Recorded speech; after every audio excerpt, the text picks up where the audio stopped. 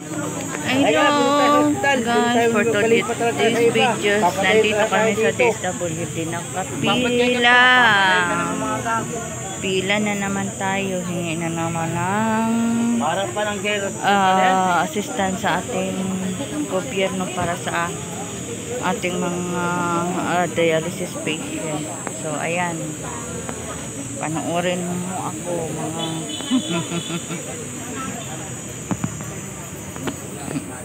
Nagtrak yung kapay kong babae, sabi ko, kung daw tinignak ko yun, doon daw sa AKT, kasi pag AKT ito, maano pa ng mga kategoryan doon.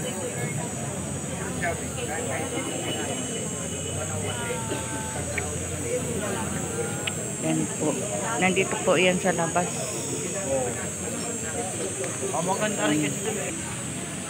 Dito naman po sa kabila ay for scheduling. Punta tayo doon para makita natin kung gaano kahaba ang mga pila din for schedule, kukuha ng schedule. Pero doon kanina sa kabila is PLP na yun. Ayan guys, papunta tayo sa kung saan sila nagpapa-schedule ng kanilang medical assistance. So medyo walang tao, kunti lang. Dati-rati ay haba ng ng pilahan, pero ngayon ayan, kunti na lang ang tao dito. Pero doon sa loob na yun, pay out, daming tao doon.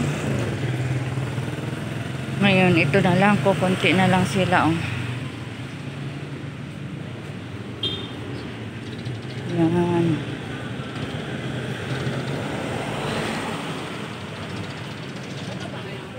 Ang kunti na lang nila.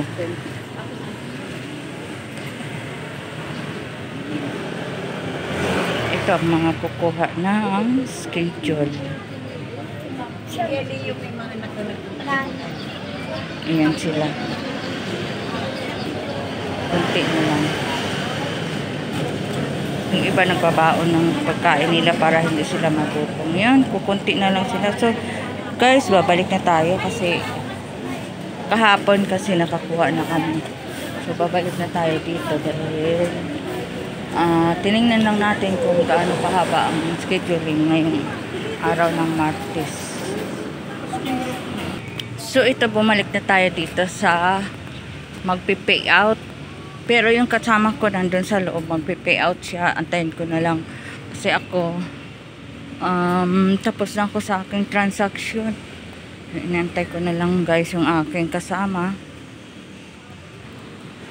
Ayan, dyan ang ang katapat ng DSW, the House of the Representative. Yan, dyan kami. Dyan ako kumuha ng aking guarantee letter. So ayan, may mga paninda dito, kaliwat kanan, paninda. Yan, ito ang mga pila. Yan.